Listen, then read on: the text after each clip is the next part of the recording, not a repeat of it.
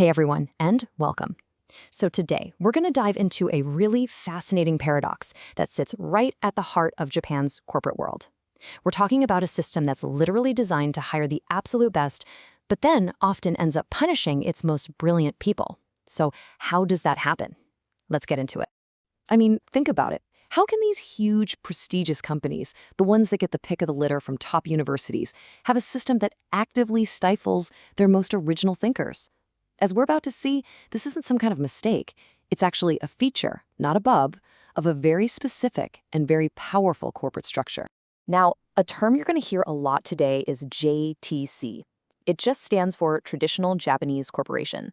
So when you hear that, I want you to picture those big household name companies, the ones famous for stability, lifetime employment, and, a very particular way of doing things. Okay, so here's our roadmap for today. First, we'll unpack this whole paradox of the genius who loses. Then, we're going to follow a typical career path, starting with the super rigid rules of the early years and then hitting that massive disconnect in mid-career.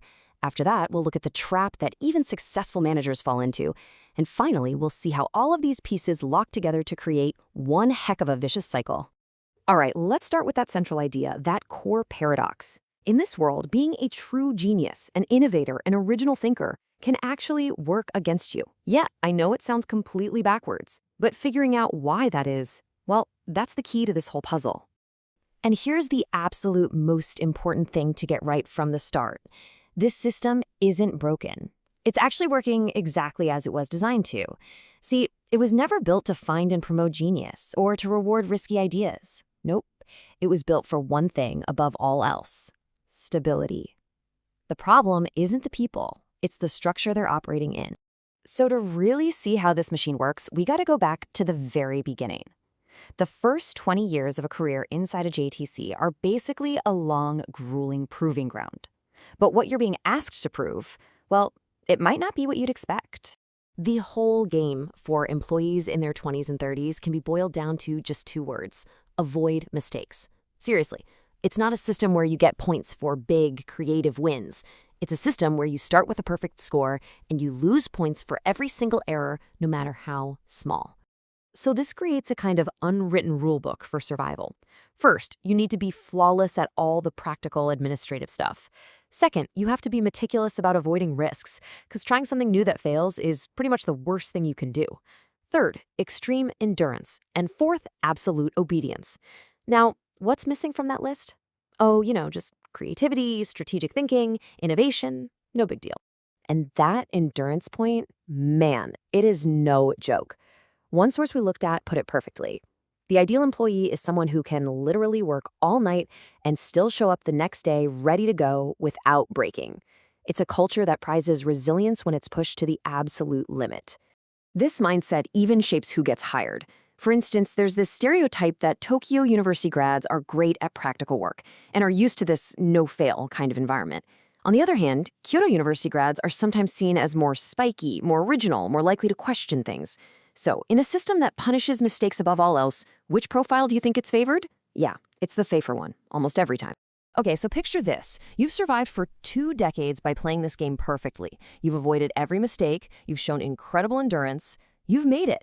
But then you hit your 40s and bam, the entire game changes overnight. And this is the great disconnect, the ultimate bait and switch. For 20 years, the company has trained you, conditioned you to be an obedient, flawless machine. And now, all of a sudden, they want you to be a strategic, innovative leader. But those skills were never developed. In fact, if you showed them too early, you were probably punished for it. This really forces you to ask, what does promotion even mean here? A lot of the time, it's not actually an evaluation of your potential to lead.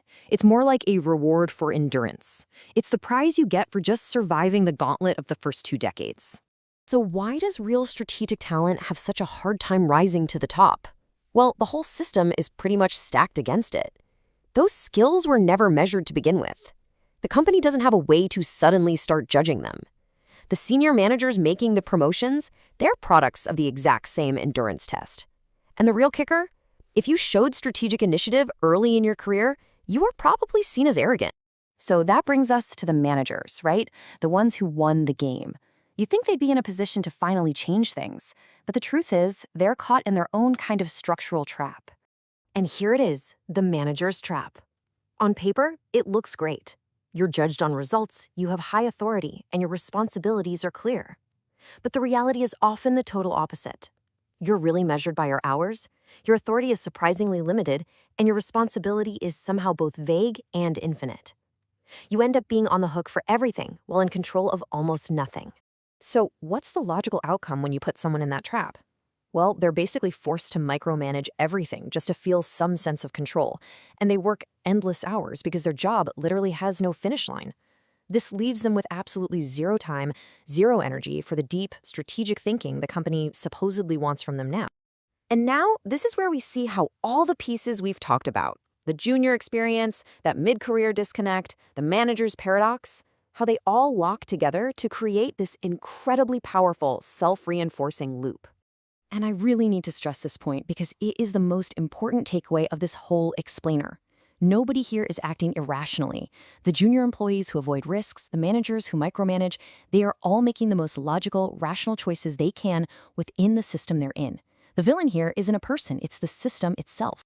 So here's how that vicious cycle works, step by step. First, the penalty avoidance system standardizes all the young employees. This in turn causes the truly innovative, spiky thinkers to either go silent or just leave. Over time, this hollows out the company's mid-career talent pool, leaving a huge gap in strategic skills.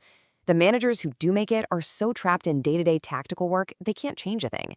And that just reinforces the whole system, optimizing it for short-term stability and starting the cycle all over again. And, it's really important to remember this whole path of endurance thing isn't the only way. It doesn't have to be like this. In France, for example, if you graduate from an elite university, you're often put on a fast track to management. In the US, you see a lot more of a high-risk, high-reward system where people are picked for leadership early on. The JTC model, it's a very specific choice, not a global default. Which brings us right back to where we started. This system is, in its own way, a masterpiece of design if your number one goal is stability and predictability. But that stability comes at an incredibly steep price. It systematically filters out, silences, or just plain pushes away the very people who could help the organization change and evolve. And that leaves us with one final and I think really critical question. This entire system was built for stability, choosing endurance over innovation time and time again. But in the world we live in now, a world of constant, rapid, unpredictable change, what is the true long-term price of that choice?